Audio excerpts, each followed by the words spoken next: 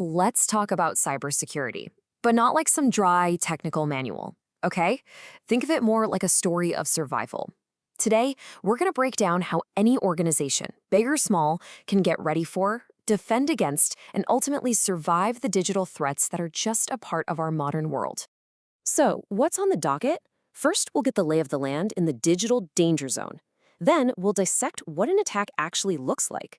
After that, it's all about building your defenses, finding the cracks in those defenses, creating the ultimate safety net, and finally, walking through what it takes to recover when a disaster hits. Okay, first up, the digital danger zone. I want you to think of the modern digital world as a battlefield. Seriously, every single organization, from a tiny startup to a massive corporation, is on the front lines. And the crazy part is, some of them don't even know it yet.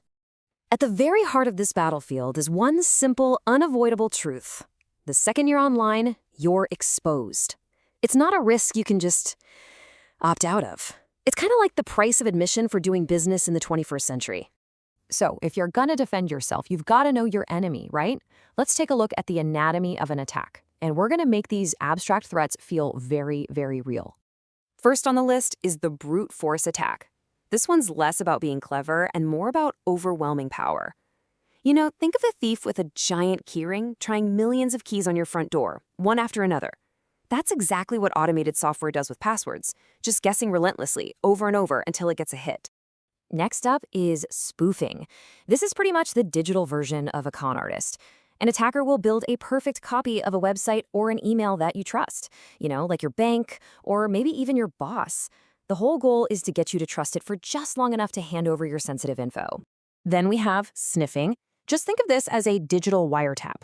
Whenever you send information over a network, especially an unsecured one, like, say, the public Wi-Fi at a coffee shop, sniffing software lets an attacker listen in and grab everything you're typing. Passwords, credit card numbers, you name it. Now, a man-in-the-middle attack takes that whole sniffing thing one step further. It's like having a rogue mailman who doesn't just read your letters. He can actually open them, change the message inside, and then reseal the envelope and send it on. You and the person you think you're talking to have no clue your conversation is being messed with. And finally, the denial of service attack. The goal here isn't to steal your data. It's just to cause chaos by shutting you down completely. It's like sending 1,000 fake customers to jam the entrance of a store. This flood of junk traffic just overwhelms a website server, and boom, it crashes, causing massive financial and reputational damage because real customers can't get in. Okay, enough doom and gloom. We've seen the threats. Now let's talk about building the fortress. This whole section is about the fundamental tools you need to put up a really powerful digital defense. Let's kick things off with encryption. With private key encryption, it's kind of like you and a friend sharing the exact same key to a safe. It's simple, sure, but if anyone ever copies that key, your security is totally blown. Public key encryption, though, is way more clever. It gives you a personal mailbox with a public mail slot. Anybody can drop a secure message for you through that public slot, but only you have the private key to actually open the box. It's a much, much safer system. All right, next up in our fortress are the firewalls. A network firewall is like the main castle wall. It surrounds your entire network and it inspects all the traffic trying to get in or out, making these big, broad decisions based on where it's from and where it's going. An application firewall, on the other hand, is like having a dedicated guard posted right at the door to the Royal Treasury. It gives you a much, much higher level of security for one specific critical application. So you've built this amazing fortress, right? But how do you know if it's actually secure? A fortress is only as strong as its weakest point. You can't just cross your fingers and hope for the best. You have to find the cracks before your enemies do. Testing your defenses is really a two-step process. First, there's vulnerability testing. Think of this like a thorough inspection, scanning your entire fortress for any potential cracks or loose stones. Then you've got penetration testing, which takes it a step further. You actually try to break in through those weak spots to see if they can be exploited. So here's the crucial difference you've got to remember. Vulnerability testing is automated, and it gives you a comprehensive list of potential problems.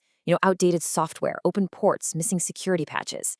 Penetration testing, or pen testing, is a manual, hands-on process that tells you if those potential problems can actually be used by a real attacker to break in. One gives you a map of your weaknesses, the other tells you just how dangerous they really are. Okay, now we need to make a really important mental shift because even the strongest walls can be breached. So this next part isn't about prevention anymore. It's about survival. It's about planning for the inevitable. And this quote right here, it gets to the absolute heart of why this matters so much. Look, you can always buy new computers, new servers, but your data, your customer lists, financial records, your intellectual property, that stuff is unique. If it's lost, it can be irreplaceable. This is why planning for failure isn't being pessimistic, it's just being smart. This brings us to a super critical concept, business continuity planning. And I want you to notice that key phrase in there, continue to operate. This isn't just a disaster recovery plan for the IT department. No, this is a plan for the entire organization to keep serving customers and making money even when the primary computer systems are down. A huge piece of that plan is a rock-solid backup strategy. And there are a few rules here that are just not negotiable. You need to do routine, full backups. You need frequent incremental backups to catch all the daily changes. And crucially, those backups have to be stored in a secure off-site location. Because if a fire or a flood hits your main office, you don't want your safety net to go up in smoke with it. And this brings us to our final chapter. The worst has happened. Your main systems are completely offline. Now what? This is the road to recovery, the plan for getting back on your feet from an alternate location. When it comes to backup processing sites, you've basically got 3 tiers, and it's all about one thing, a trade-off between cost and speed. A cold site is just an empty room with power and internet. It's cheap, but it's going to take a long time to get running. A warm site has some of the hardware ready to go, which speeds things up a bit. But a hot site? That's a fully operational facility, ready to take over almost immediately. It's the most expensive, for sure, but it gives you the fastest recovery. And then, at the very top of that readiness pyramid, you have the mirrored data center. This is the gold standard, folks. It's a hot site that is actively running in parallel with your primary one, getting copies of your data in real time. If the main center goes down, the switchover is instantaneous. Recovery isn't measured in days or hours. It's measured in seconds, with zero downtime for your customers. And that's really what it all comes down to, isn't it?